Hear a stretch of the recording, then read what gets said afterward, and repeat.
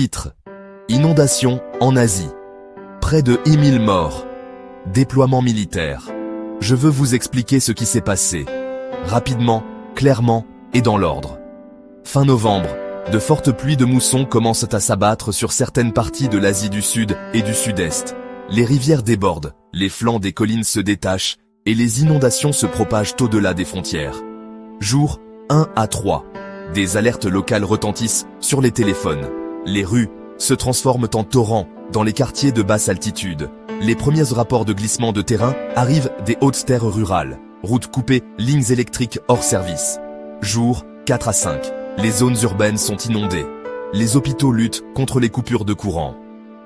Les équipes de secours transportent les gens sur des embarcations gonflables. Les réseaux sociaux se remplissent d'images de toits transformés en refuges.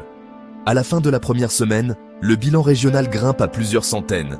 Des familles entassées dans des écoles et des mosquées, les lignes d'approvisionnement mises à rude épreuve par les ponts emportés.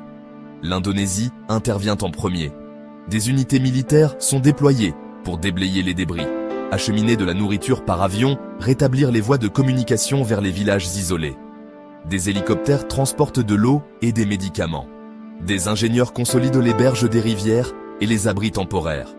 Le Sri Lanka suit, les troupes se mobilisent aux côtés des équipes d'intervention en cas de catastrophe, déplaçant les habitants des zones à risque de glissement de terrain, rétablissant l'accès routier, installant des cliniques de campagne, alors que les bandes de pluie continuent de balayer la région.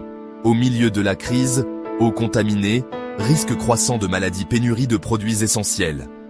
Les organisations humanitaires se coordonnent avec les gouvernements, mais l'accès reste le point d'étranglement. Le tableau régional, près de 1000 personnes sont signalées mortes dans l'ensemble de la région. Des milliers d'autres sont déplacées. L'impact économique, maisons submergées, cultures submergées, petites entreprises submergées. Maintenant, à ce jour, les équipes d'urgence et les équipes militaires sont en plein cœur de l'action, dégageant les routes, rétablissant l'électricité, reconnectant les communications, cartographiant les pentes instables avant l'arrivée de nouvelles cellules de pluie. Ce qu'il faut surveiller ensuite, les fenêtres météo pour des opérations en toute sécurité. La stabilité des flancs de collines après saturation. L'accès à l'eau potable pour arrêter les épidémies. Le financement et la logistique pour la reconstruction à long terme. Si vous êtes dans les environs, tenez compte des avertissements locaux. Gardez vos appareils chargés et évitez l'eau en mouvement.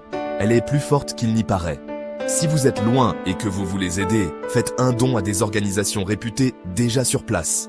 Je continuerai à suivre les mises à jour et les chronologies à mesure que les autorités publieront des chiffres vérifiés.